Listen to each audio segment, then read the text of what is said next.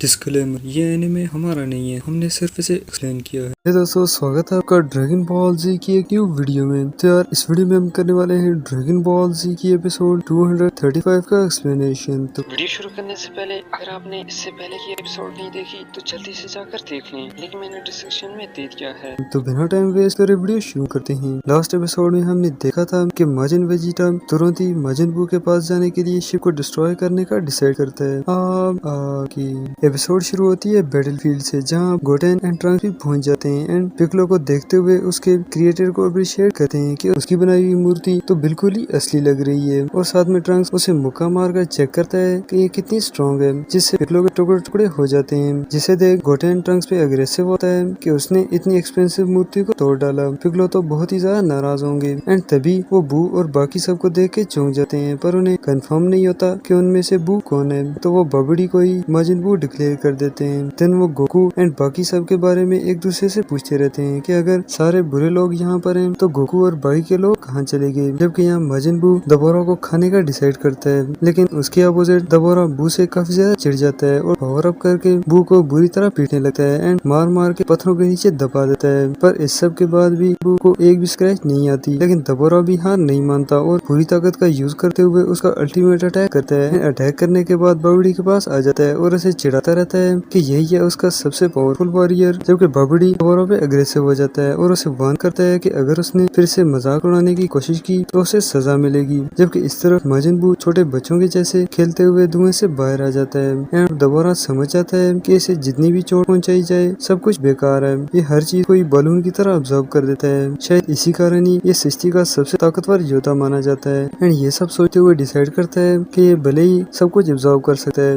पर मैं इसे मूर्ति तो बना ही सकता हूँ। जब तक दबोरा माजिन बू को पत्थर में बदलने का प्लान बना रहा होता है, उसी बीच बू भी गेस कर लेता है कि अब दोबारा कौन सा अटैक यूज करने वाला है। इसलिए जब दोबारा उसे मूर्ति में बदलने की कोशिश करता है तो वो उसके सभी अटैक्स को ही डॉज कर देता है एंड खेल को खत्म करने के लिए दबोरा पे लाइट बीम अटैक का यूज करता है, जो कि बू की स्पेशल टेक्निक होती है, जिससे दोबारा चॉकलेट में बदल जाता है। तो अब बिना देरी किए बू एंजॉय करते हुए उसे खा लेता है, जिससे देख के यहाँ मौजूद सभी लोग ही चौंक जाते हैं। गोटेन और ट्रंक्स भी समझ जाते हैं कि यही जादूगर होगा जिसने जिंदा जीव को चॉकलेट में बदल डाला एंड कुछ ही समय बाद क्रेन फिर से नॉर्मल हो जाता है। तभी ट्रंक्स एंड गोटेन उससे पूछते हैं कि वो अचानक से यहाँ कैसे आ गया, और क्रेन के सब कुछ बताने पर ट्रंक्स वहीं पर फ्रीज हो जाता है एंड डरते हुए चला जाता है पिक्लो की हालत देखने। जबकि यहाँ गोटेन क्रेन को सारी सच्चाई बता देता है, जो सुनकर क्रेन भी शॉक्ड रह जाता है। जबकि इस तरफ ट्रंक्स पिक्लो के शूज देखकर और ज्यादा डर जाता है, तो वो वापस आकर क्रेन एंड गोटेन से कहता है कि उन्हें पिक्लो की मौत को राजी रखना होगा। लेकिन तभी उन्हें पिक्लो की आवाज सुनाई देती है, जो कह रहा होता है बेकार की बातें करना बंद करो और उस पे ध्यान दो जो यहाँ पर हो रहा है। एंड पिक्लो को जिंदा देखकर दोनों बच्चे और ज्यादा हैरान हो जाते हैं और पिक्लो से बार बार पूछते रहते हैं कि वो कहीं अमर तो नहीं, जो मरने के बाद भी फिर से जिंदा हो गया। लेकिन पिक्लो बता देता है कि अगर उसके सर को नुकसान न पहुंचे तो वो बार बार जिंदा हो सकता है, लेकिन इस सब के लिए काफी सारी शक्ति भी वेस्ट हो जाती है। और चिल्लाते हुए उन दोनों से गोकू, गोहान और वेजिटा के बारे में पूछता है, पर उन्हें कुछ भी पता नहीं होता। क्रेन माजिन बू को देखते ही पहचान लेता है एंड गोकू और बाकी सब अग्रेसिव होता रहता है कि उन्होंने बू को जिंदा होने से रोका क्यों नहीं। तभी पिक्लो सुप्रीम काय को जख्मी देख के मैदान में कूदने का डिसाइड करता है, पर क्रेन पिक्लो को ऐसा करने से मना कर देता है कि उसकी कुर्बानी बिल्कुल ही बेकार जाएगी, वो बू का बाल भी बंका नहीं कर सकता।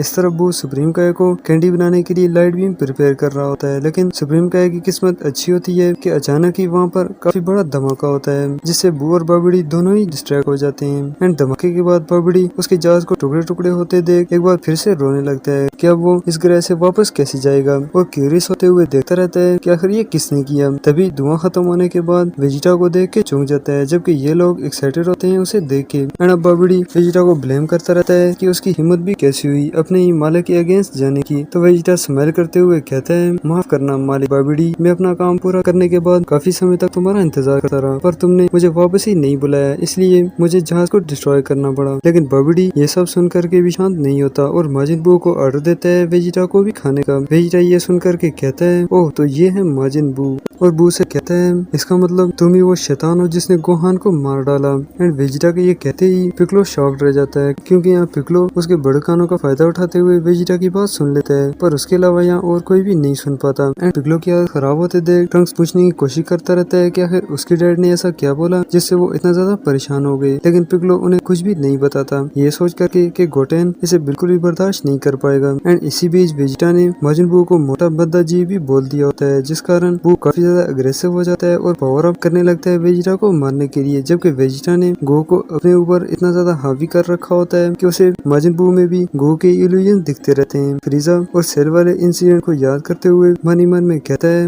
काकारोट ने इस ग्रह के लिए काफी सेक्रीफाइसेस किए हैं, पर इस बार मेरी बारी है। मैं भी इस ग्रह को बचाने के लिए अपनी जान तक दे दूंगा, तभी जाकर हम दोनों की स्पिरिट्स को शांति मिलेगी। एंड गोकू से कहता है कि जब वो उठेगा तो शायद मैं तो मर चुका हूँ, पर ये ग्रह जरूर सुरक्षित होगा। और पावर अप करते हुए फुल पावर से ही बू से मुकाबला करने का डिसाइड करता है बिना किसी किस्म का शो ऑफ और गेम्स खेले। एंड वेजिटा की अल्टीमेट पावर को सेंस करते हुए पिक्लो भी शॉक रह जाता है कि इसकी पावर तो उससे भी कई ज्यादा है जब गोहान सेल से लड़ा था। इस तरफ वेजिटा फुल पावर चार्ज करने के बाद माजिन बू पर किक्स और पंचेस की बरसात कर देता है, जिस कारण बू मार खाने के अलावा और कुछ भी नहीं कर सकता। ये लोग भी काफी खुश होते हैं बू को पिटते देख, जबकि पिक्लो गेस करता रहता है कि जरूर बबड़ी ने वेजिटा के साथ कुछ करा होगा। ये सुपर सैयन तो है ही, पर इसकी शक्ति सुपर सैयन 2 से भी कई ज्यादा है। इस तरफ काफी समय पीटने के बाद बू अधमरा सा हो जाता है, जिसे देख वेजिटा बबड़ी का मजाक उड़ाता रहता है कि यही है उसका सबसे ताकतवर जीव, ये तो कचरे के अलावा और कुछ भी नहीं। जबकि बबड़ी बेबसी के आलम में देखता रहता है। तभी वो खुद को हील करने के लिए उठने की कोशिश करता है, लेकिन वेजिटा उसे संभलने का मौका भी नहीं देता और एक बार फिर से कंटिन्यूअसली उसे धोता रहता है, जिससे बू का पूरा शरीर ही पंचेस के साइन से भर जाता है। तो वेजिटा कुछ और समय तक पीटने के बाद उसे एक बार फिर से जमीन पे दबा देता है, जिसे देख बबड़ी की कंडीशन तो कुछ ज्यादा ही खराब होती रहती है। जबकि ट्रंक्स गोटेन को यकीन दिलाता है कि उसने तो पहले ही कहा था कि वेजिटा पूरी सृष्टि में सबसे ज्यादा शक्तिशाली है। एंड अब गोटेन भी एग्री कर लेता है कि वेजिटा ही उसके डैड से ज्यादा ताकतवर है। पर इन सब की ये खुशी ज्यादा देर तक नहीं टिकती, क्योंकि बू एक बार फिर से बाहर आ जाता है और नहीं बल्कि खुद को हील करते हुए बिल्कुल ठीक कर देता है, जैसे कुछ हुआ ही ना हो। लेकिन वेजिटा उसे फिर से पहले जैसा होते देख बहुत ज्यादा चिढ़ जाता है और उसकी सारी शक्ति को एक ही लाइट बीम में डालते हुए बू के आर पार कर देता है, जिससे बू के पेट में छेद बन जाता है। एंड यहाँ पर डीवीजी की एपिसोड खत्म होती है। आगे की फाइट नेक्स्ट वीडियो में। हेलो।